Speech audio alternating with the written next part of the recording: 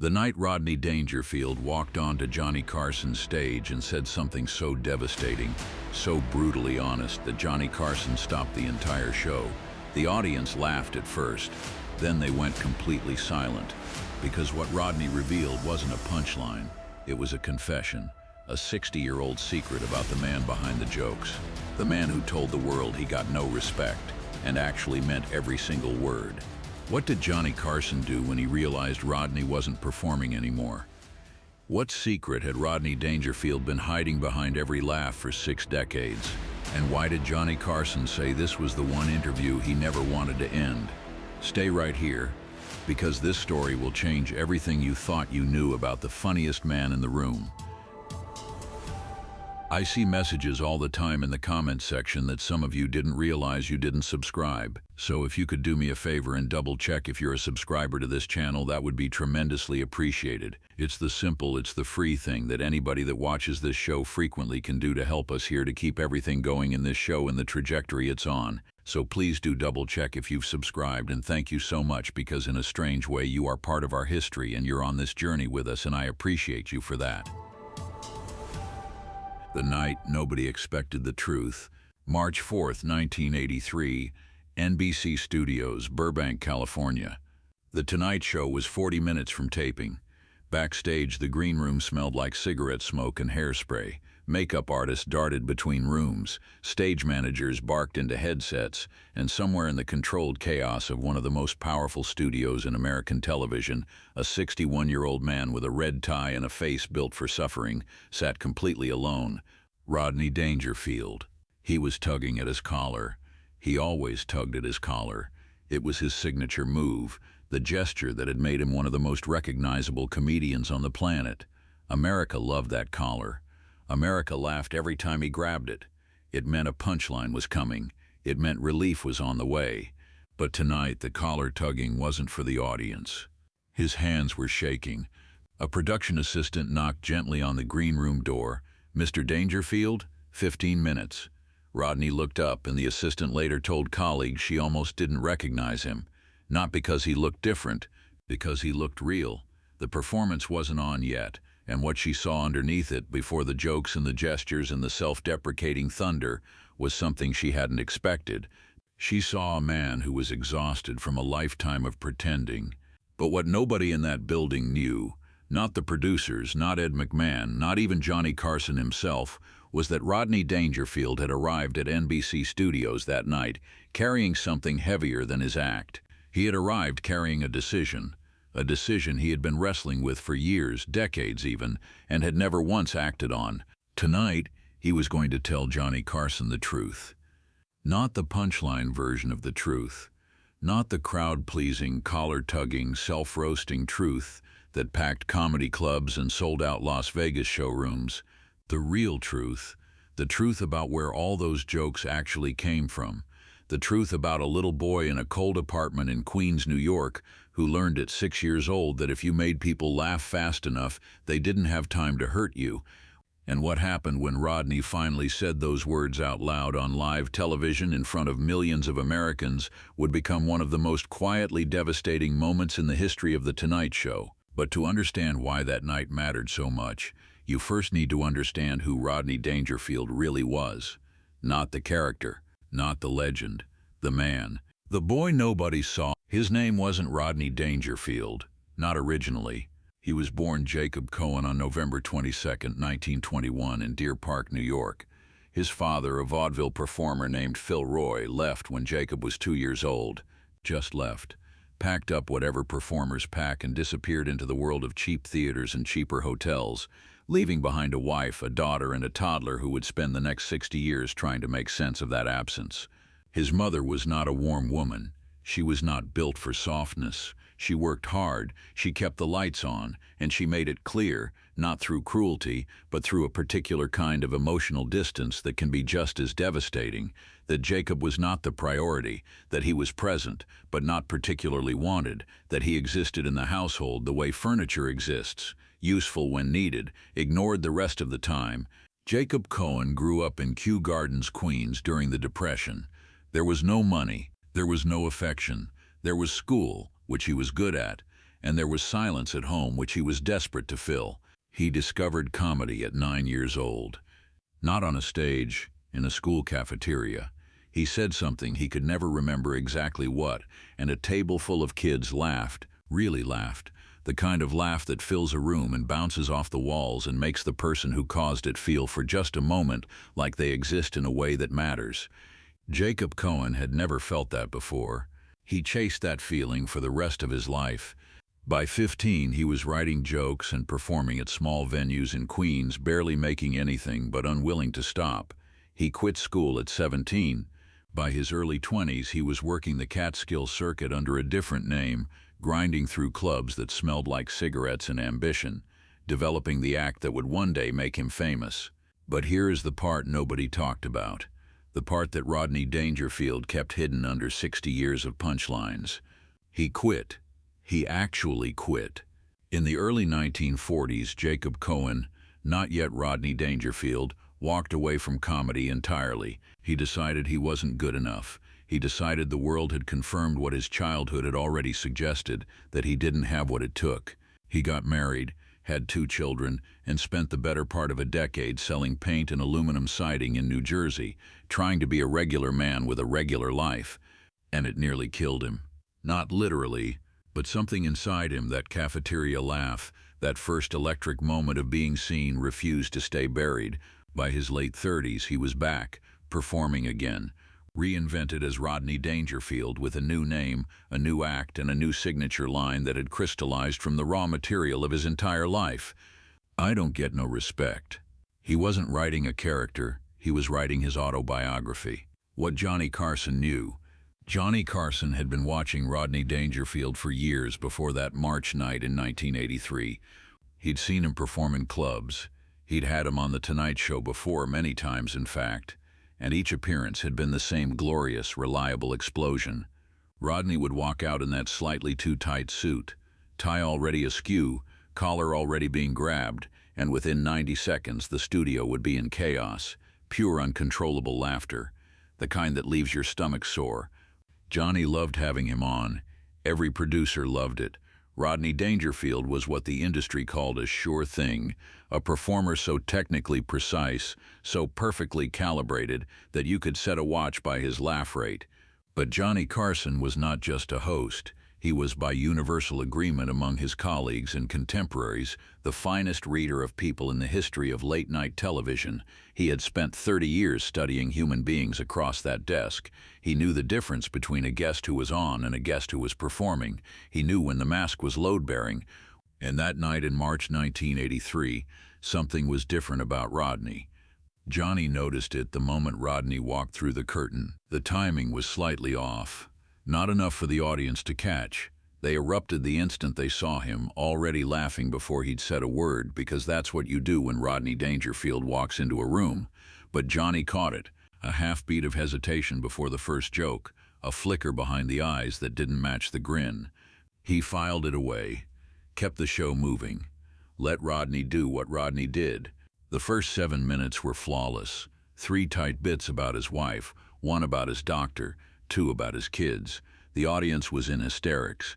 Ed McMahon was nearly falling off his chair. Rodney was tugging that collar like a man conducting an orchestra with one hand, pacing the laughs, building and releasing, a master class in comic timing. And then Johnny asked a question he hadn't planned. It wasn't on the card.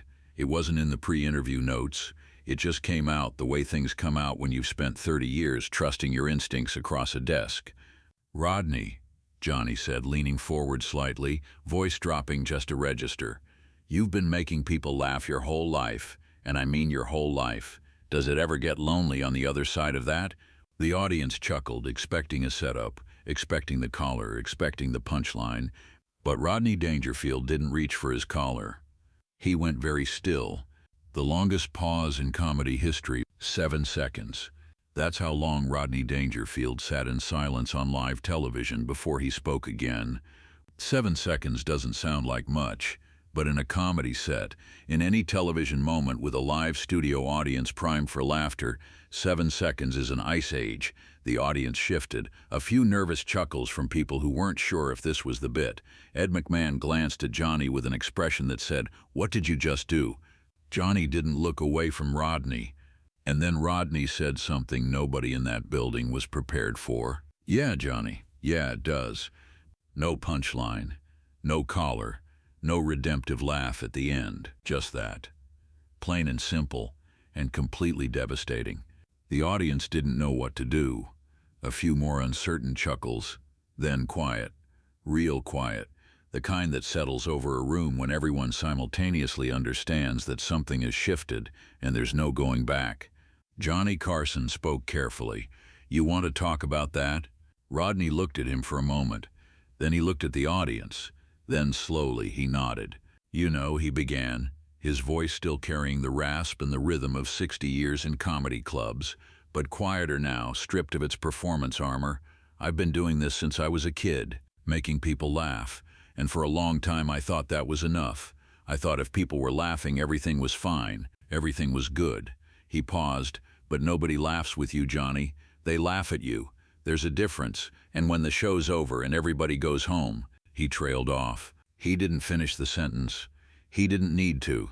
Johnny Carson, the man famous for his composure, for his unshakable professionalism, for his ability to navigate any moment with grace and wit and perfect timing. That man was leaning forward with his elbows on the desk and his hands pressed together and an expression on his face that the production crew would talk about for years. He wasn't hosting anymore. He was listening. The joke that wasn't a joke. What came next was not something Rodney Dangerfield had planned. He said so himself, years later in one of the few interviews where he spoke about that night. He had come to Johnny's show intending to do his act, 45 minutes of material, some new, some classic. Hit the marks, get the laughs, shake Johnny's hand, go home. That was the plan. But Johnny's question had opened something, some door that Rodney had kept locked for a very long time. And once it was open, the things behind it didn't wait politely to be invited out. "My father left when I was 2, Rodney said. 2 years old. I don't even remember him leaving. I just remember him not being there. And when you grow up like that, when the first lesson you learn is that the people who are supposed to love you don't stick around, you start looking for other ways to make people stay." He looked at Johnny. "I found out pretty early that if I made people laugh, they stayed a little longer. They didn't walk away. So I kept doing it. I just kept doing it." The audience was completely silent. "I built my whole life around a joke," Rodney continued. "The joke is, I don't get no respect. Everybody knows that joke. 40 years I've been telling that joke. But here's the thing nobody knows." He paused, and this time his hand did go to his collar, not for a punchline, but as if he needed something to hold on to. "It's not a joke." In the control room, the director later recalled, nobody moved. Nobody spoke into their headsets. The technical director's hand was on the commercial break button, and he never pressed it, because pressing it would have meant interrupting something that felt sacred. Johnny Carson said nothing. He just nodded slowly and let Rodney keep going. "My mother, she did her best. I know that now. I know that, but as a kid you don't know that. As a kid all you know is that you walk into a room and nobody looks up. You say something and nobody listens. You're just there. You're furniture. And eventually you figure out the only way to stop being furniture is to be funny. Because when you're funny, people look at you, they look right at you, and for a minute you exist." His voice was steady, but barely. "I spent 60 years existing 1 minute at a time." What Johnny did next. There are moments in television that reveal who a person truly is beneath the professional surface. Moments when the format dissolves, and what you're left with is just 2 human beings in a room together, one of them hurting. Johnny Carson had been in those moments before, with John Wayne, with Dean Martin, with Lucille Ball. Each time he had made the same choice, to be present rather than professional, to be a person rather than a host. He made that choice again now. He stood up from behind his desk. The movement was quiet, deliberate. He walked around to the guest side, the way he did for people who needed him closer than a desk's length away, and he sat down in the second guest chair, the one usually occupied by whoever was waiting for their segment. He turned it to face Rodney directly. The cameras adjusted. The crew watched. "I want to ask you something," Johnny said, "and I want you to answer it the same way you just answered my last question. Honestly, no bit, no setup." He looked directly at Rodney. "Are you okay?" Rodney Dangerfield, the man who had made 60 million Americans laugh, who had told his pain in the form of punchlines for 6 decades, who had built an empire out of self-deprecation and survival, closed his eyes for a moment. Then he laughed. But it wasn't his usual laugh. It was smaller, quieter, the laugh of a man who finds something genuinely funny because it's genuinely true. "Johnny," he said, "that's the first time anyone has ever asked me that. In 60 years, that's the first time anybody ever asked me that and actually waited for the answer." The audience heard this, and several of them, later in interviews and in letters sent to NBC, would describe the same sensation, a kind of collective recognition, a feeling of being seen by proxy, because how many of them had also spent their lives performing a version of themselves that was easier for the world to accept? How many of them had hidden something behind a role? Johnny waited. "No," Rodney said finally, simply. "I'm not okay, but I'm better than I was. And I think," he paused, "I think I'm going to be." The childhood he never talked about. Johnny could have steered the conversation back to safer waters. Any professional host would have. A gentle joke, a warm commercial break, back to the bits. The audience would have been grateful for the release. But something about Rodney's stillness told Johnny there was more. Something unfinished. Something that needed to come out before it could be let go. "Tell me about being a kid," Johnny said. "Not the jokes, the actual kid." Rodney looked at him for a long moment. Then he started talking. He talked about Kew Gardens and the Depression, about shoes that were too small because there was no money for new ones, about being the kid at school who made everyone laugh because it was the only currency he had, about the father he'd never known, not angry about it anymore, he said, just sad, sad for the younger version of himself who had spent years trying to figure out what he'd done to make someone leave before he was even old enough to speak. "You know what the irony is," Rodney said. "I built this whole career on not getting respect. And the truth is I didn't think I deserved any. I genuinely didn't think I deserved it. You don't grow up the way I grew up and come out the other end thinking you're worth much." He shook his head slowly. "You learn to work with that. You take the feeling and you put it in a suit and you make it funny, but it's still there. It doesn't go anywhere." He looked at his hands for a moment. "I was 50 years old before I figured out I was allowed to want more than just the laugh." Johnny was quiet for several seconds.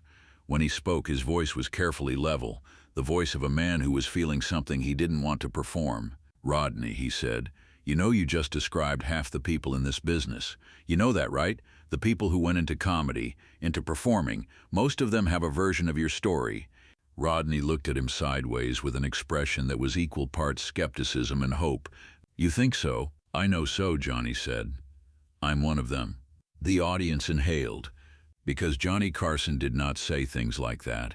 Not on camera, not on his own show. The private Carson, the man his colleagues described as emotionally guarded, difficult to reach, a person who could work beside someone for years without ever truly opening up, did not volunteer that kind of information, ever. But something about Rodney's honesty had created a space, and Johnny Carson stepped into it. What Johnny revealed: "I grew up in Norfolk, Nebraska," Johnny said. "Small town. My father was a quiet man, a good man, I think, but not someone who showed you much. You didn't talk about feelings in the house I grew up in. You were fine. You were always fine. Whatever was happening inside, you were fine." He paused. "And then I got into television, and I found out I was good at something. I was good at being in a room and making it comfortable, making people laugh, making it easy for other people to be themselves in front of a camera." He looked across at Rodney, and somewhere along the line I realized I had absolutely no idea how to do any of that for myself, in my own life, off camera. He smiled, but it was a small, wry thing. Turns out being good at creating warmth for other people and actually feeling warmth, those are two completely different skills. The studio was so quiet you could hear the sound system hum. "I've been married 3 times, Rodney," Johnny continued. 3 times. and every single person I was married to would probably tell you the same thing. Johnny was never really there. He was charming. He was funny. He was everything you see on this stage, but he wasn't there. He tapped his chest lightly. In here. He wasn't available in here. Ed McMahon, who had worked beside Johnny Carson for over 20 years, would later say that hearing Johnny say those words was one of the most shocking experiences of his professional life. Not because they were surprising exactly, he'd suspected as much, but because Johnny was saying them out loud, on camera, in front of the country. Rodney was watching him with an expression that was very still and very focused. "So we're both furniture," Rodney said finally. Johnny laughed, a real laugh, surprised out of him. "Yeah," he said. "I guess we both learned to be furniture that performs." Something loosened in the room after that. Not completely. The weight of what both men had said was still very much present, hanging in the studio air like smoke after a fire. But something had shifted. Two men who had spent their entire lives being whatever the room needed them to be had just in front of millions of people decided to be themselves instead. And the audience, all 300 people in that studio, felt it in their bones. "The thing about respect, can I ask you something?" Rodney said. He'd settled back slightly in his chair. Not relaxed exactly, but something closer to comfortable than he'd been since he walked through the curtain. "Of course," Johnny said. "Do you think it's possible for guys like us to actually feel it? The respect? The respect? I don't know, the sense that you're worth something?"